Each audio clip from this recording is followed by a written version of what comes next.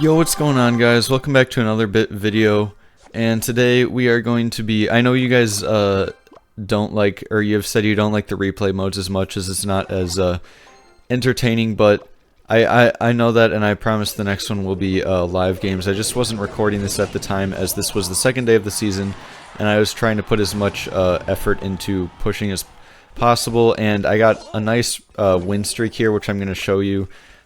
These 4 or 5 games here that I won in a row, and they actually, this was the second day of the season, and they basically helped push me to Royal Champion. So hope you guys enjoy. And yeah, we are hopping into the first match here, and I wanted to show you guys, these games are either really good because of how early I punished my opponents, or just they're very close games. So I wanted to show them to you, and their very high level gameplay, as get Royal Champion on the second day is definitely top 1k. So yeah, here Goblin Demolisher somehow doesn't hit my tower there. I'm actually surprised. I completely thought that would hit my tower. That's why I said wow. I guess pre-nerf that probably would have hit my tower, but I was really glad about that. And guys, I am playing Logbait here, so I just go for the barrel in the tower, especially because he's using a cannoneer. But because he had the knight, I did go for the barrel actually on the left, because I knew he didn't have log or anything, so whatever he'd do, he'd probably put on the right side of his tower, which he didn't end up doing. So I got a nice extra stab there. Here I just go for Princess plus Evo Skellies on the knight, and here he goes for an aggressive Goblin Curse plus Poison. So that does get him some damage, but also he spent a lot of elixir there. That was 6 elixirs on the spell. So he also has to worry about the Princess, and I know he doesn't have much elixir, so I'm kind of waiting to see if he does anything on the Princess. He can't do it, because if he went Evo Knight on the Princess, obviously the barrel would take him. Still, he's in a bit of trouble though, because he doesn't have enough elixir to defend both lanes, and here he actually gave up, so that will be a good game. Yeah, that was just a really nice win. And then in the next game here, we are against another YT person. So I said good luck here, and he split the wall breaker, so I just went Knight plus Log to fully counter. Since I didn't have the Duchess, obviously I needed to defend both lanes. Here he goes for the Inferno Dragon, and I was just really hoping he didn't have... well, when he split the wall breakers, I was really hoping he didn't have recruits, because I need to figure out how to play against recruits. I don't know, it just feels like such an impossible matchup when they go Evo recruits. The bridge is just so hard to clean them up when you have Inferno Tower for your building, and if they have arrows for your Goblin Gang, it seems almost impossible. But yeah, I didn't really think he had recruits, and here I played really nice Knight to block all the bats, and the Goblin Gang helped clean up as well, so it was looking pretty nice. He did go for the Mighty Miner here, and here I should have just gone for an Inferno Tower only. That would have been better, but I didn't know he was going to go Wall Breaker, so I just went for the Princess instead, and I was going to go Skellies. But yeah, I mean, it did end up working out, because I mean, after all, he still does have to defend the Princess, which he did have to use an Inferno Dragon. So here I can just go for Skeletons on defense to clean it up, and then I obviously have Log and Cycle for his Goblin Gang, and then Goblin Gang and Cycle for his Drill. And guys, if you didn't know, if they go Drill, you can go Goblin Gang the back, and wherever they put it, basically, it will, as long as they don't spell it away, it will fully counter the Drill. Because if they put it in the back, you obviously put it there, and if they put it in the front, the Goblins will walk up fast enough to stop it. And here he kind of missed his ability, which was nice for me, because it wasted 1 elixir for him, and it got 2 Princess shots on the tower, which was really nice. I just logged it away because I knew he didn't have a ton of elixir here, and if he went in for a drill, he wouldn't really be able to do much to support it. So I knew I was up a bit of elixir as well, so I'm kind of just waiting though. He doesn't go in, so I decided to go for a barrel, and it was perfect timing because he goes Mega Knight the back. I know he's not going to do anything on the barrel, but I just go Goblin Gang opposite lane anyways to pressure. And he does go for the Evo Bats, so I got a little worried here. I went for the Evo Skeletons, and he did snowball them away, but luckily my Inferno Tower took out the wall breakers, and my Princess somehow targeted the bats instead of the Mega Knight, which I don't know how that happened, but that kind of saved me, because I was able to set up a second Princess, and those Princesses just kind of saved me there, because it was DPSing down the Mega Knight so it wouldn't jump, and it took out the bats. And I feel like my biggest weakness against this deck is Evo Bats, because the only real way to take it out is my Princess, and Princess doesn't even one-shot them, so it's really annoying to deal with.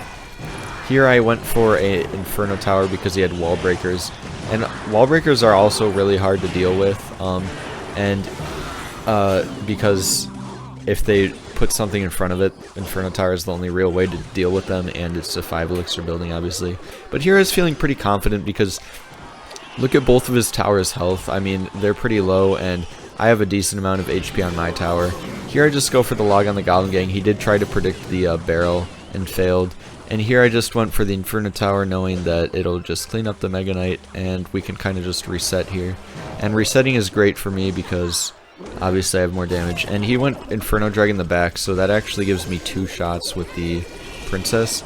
Here I got a little bit nervous because he did have a nice push with the wall breakers. Somehow one connected, I don't know how. But like I said, Evo Bats are my biggest weakness, and it's just so hard to deal with them. My Princess was shooting them, but it still wasn't doing that much damage, and that basically got him half my tower, just his Evo Bats there. And here I was going to go for log, but I knew I had to go Inferno Tower, or else those Evo wall breakers were going to destroy me. But then here all I need is 1 rocket, and so there's no way for him to stop that, and that will be a good game. But yeah, I feel like Evo Bats was the biggest weakness for me there. Alright, in the next game here we are against Dest Star Shadow. This person is running Dagger Duchess, and I'm really glad after the Dagger Duchess nerf because it does feel like there's a lot more variety in troops. Like in this video already I have faced, I think, all 3 tower troops, which is kind of interesting. That there's actually a meta where the tower troops are balanced that also switches up the deck variation because you can't just use the decks that counter Dagger Duchess because people are using all 3 tower troops now, so I think it did, like, them nerfing the Dagger Duchess really helped the meta, and I'm not going to say it, like, fixed the whole game, but it definitely made it a lot better. I feel like it takes a bit more skill now than just picking a deck that counters Dagger Duchess and spamming, like, Giant the Bridge and stuff, but yeah, it is a bit more fun to play now. But anyways, yeah, he is running Dagger Duchess here, so also with the Dagger Duchess nerf, actually, if you go Goblin Barrel by itself on the tower, it does get the 2 stabs plus a 3rd stab because the Dagger Duchess takes so long to shoot now that it actually gets a 3rd stab, which is kind of nice. But I knew I had to waste the Goblin Gang, which wasn't great because the Rage would obviously take it out, but I didn't want to take any damage here. And luckily, he did have to waste a Phoenix, giving up his 4 elixir advantage there on the Princess. So I just went for a barrel resetting, and he decided to completely ignore it and go in for a Golem. Here I didn't really know what to do, so I just went Evo Skellies plus Knight because I knew he'd have to arrows, which he didn't end up doing. And then he zapped last second. Before he zapped, I thought, oh wow, he's going to let the Evo Skellies connect, but he didn't. And that was very annoying. And here I thought I lost because he had a Night Witch plus Golem, but luckily he used an arrows on my Princess, so I was able to go Goblin Gang, and that really helped clean everything up. I feel like if he hadn't arrowed on my Princess and waited for my Goblin Gang, it could have been a bit worse, but I guess there wasn't much he could do there. And I just went go for another barrel here, knowing it'll pressure him, and if he doesn't stop it, it should take the tower. Yeah, as you guys see, it does actually get a 3rd shot now, which is really nice. I just set up with the Princess at the back, knowing the skeletons will distract the Phoenix. And you just want to be very... you want to make sure when you're going against Golem with this deck, you want to go in at the right time. Like if I just went Knight, Goblin Barrel, Goblin Gang, he could just arrow, and my Knight would be dead to the Dagger Duchess, and he would completely win. But if you go when they go Golem the back, or like I go Princess all the way to the right, so he's forced to arrow the Princess, and now my Goblin Gang can be on the left. Like you just have to know, make sure you're doing good placement with your cards and putting pressure at the correct time. But yeah, that would be a good game against a Golem player. And in the next one here, we are against a, I think, Giant Void player actually, so I'm kind of just waiting. He does go Bomber the back, so I decided to go Princess the Bridge here. Yeah, I would go Princess the Bridge. Princess the Bridge is always a nice play, even if you don't have Dagger Duchess, because with the decks people are running nowadays, it's usually a bit more expensive unless they're playing like Hog 2.6, but here I kind of messed up my Knight because I allowed his Bomber to shoot at my Knight and not cross. I wanted the Bomber to cross, but it didn't. And here he actually went for a crazy prediction Void on me and my Inferno Tower, and I got to give it to him. Like, that was actually a well-played moment, and I thought I was completely lost here because I just let a Giant connect to my tower, but luckily he decided to stop. But then he went for the Knight, bomber him. Like, seriously? Oh my gosh. And I'm so glad I didn't go Goblin Gang at 0 elixir, because then I definitely would have lost, because the bomber would have taken it out. That does give him 2 night shots, but at the same time, I know he's low on elixir, so I go for a barrel on the right, which forces out the Night Witch. And I know he's still pretty low on elixir. And, yeah, he's kind of waiting, but once he goes Void here, I know he's probably, like, basically at 0. But I just go for a defensive Goblin Gang, then Princess the Bridge. And because he has Cannoneer, it's very hard for him to defend. So he does go for the arrows, but I knew he was low on elixir, so I went for Evo Knight the Bridge. Yeah, I went Evo Knight the Bridge here, and here it kind of just took him out because he had no elixir left. He had to play Evo Knight all the way on the left to try to stop my Evo Skellies, but the Evo Bomber wasn't enough, and yeah, that'll be a good game, so I'll see you guys in the next one. Alright guys, in the final game here against Tayeba, which is another bait player. Obviously didn't know this at the time, but okay, so he does predict my princess, which was actually really nice by him, because he waited a few seconds there, so that was nice. I just go for a knight, putting it in the middle to make sure he couldn't go princess the bridge opposite lane. Here goes Goblin Demolisher. I'm like, seriously, he's Goblin Demolisher. Goblin Demolisher with bait is really annoying, but luckily, I do get 1 Goblin Stab because of the Dagger Duchess nerf. If the Dagger Duchess nerf hadn't been nerfed, then I wouldn't have got that stab, so that's part of the reason I like the balance changes for Logbait. But yeah, I just split Skellies here for the Ice Spirit, and then he goes Knight trying to predict my princess, and I know he's just gonna keep on predicting my princess. Like, this guy will not stop predicting my princess, like, right off the bat. So here I just go for an Inferno Tower, knowing it'll help clean up the Knight, and it'll take out the Demolisher as well, because it'll just run my Inferno Tower. But also I figured out that if the Inferno Tower locks onto the Demolisher, it actually takes it out before it hits the tower, which is nice. Here I just log away the princess, because I know he doesn't have barrel at this point. And he does do a really nice catch with his Knight, which he's pretty proud of, but I just go Goblin Gang the other side, knowing he'll have to Demolisher on it. And then I go Evo Knight here. I didn't really know what to do. I honestly didn't think he had enough elixir for Demolisher, but yeah. And then here I go Skellies to surround to stop the damage, but I was actually really annoyed because it actually hit my tower. And I was like, what? How did that hit my tower? But I'm saying good game for no reason, because the game really isn't over yet. We're pretty even in damage still, but I'm just really annoyed because with his deck in double elixir, he can just go for Knight Demolishers constantly, and it's really annoying. I went Rocket here knowing that he'd probably try to predict my princess, which he did, and then he goes for Rocket as well, so I can just split the Goblin Gang to take out the Knight. And I knew this was going to be a very tight match with Rocket Cycle.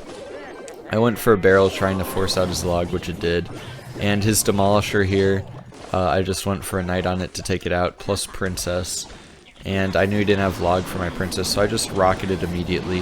When you're in this situation, you want to make sure to rocket as soon as possible so you can cycle back to it as soon as possible and stay ahead of your opponent. Like right now, I'm basically 1 card ahead of my opponent, so if I play like 1 card other than rocket when I have it in cycle, then I'm just gonna fall behind. So like, you gotta really keep up in rocket cycle. So right here, I gotta make sure to go for a rocket, which I do, and he goes for a rocket as well. And you guys are thinking, you guys might be thinking, well, he's up in damage, there's no way I'm gonna win. But the thing is, Rocket obviously does a certain amount of damage, and even though he has more damage than me, he won't be able to, like, for example, I'll have his tower at 400 when he has mine at 200, and even though his is lower, I'll have the rocket first. So like, he won't be able to take out my tower. So here, 1427 versus 1590. So I need like around 3 more rockets, but so does he. I just go skeletons to protect my princess for a little bit longer. Then I go for a second princess to take out the Tesla to make sure my first one survives, making him defend it, and I can go for a nice rocket here. And here I knew I probably won. I just have to play rocket as soon as possible, and I have to block all princesses the bridge. I cannot let him get a princess off at the bridge. Here I was getting a little worried about his princess on the right, so I went Evo Skellies, and luckily I went Tesla to defend, which my Evo Skellies took out. And now I just went for a rocket, and I knew this was probably a good game. All I had to do was go Goblin Gang on the Demolisher to stop it. and then I had to go Evo Knight the bridge because the only threat for him was Princess the bridge, which he did. I went for Princess to cycle the rocket, and then I went rocket, and as you guys can see, I was literally like 1 second ahead of him, so that was a nice game. See you guys in the next one.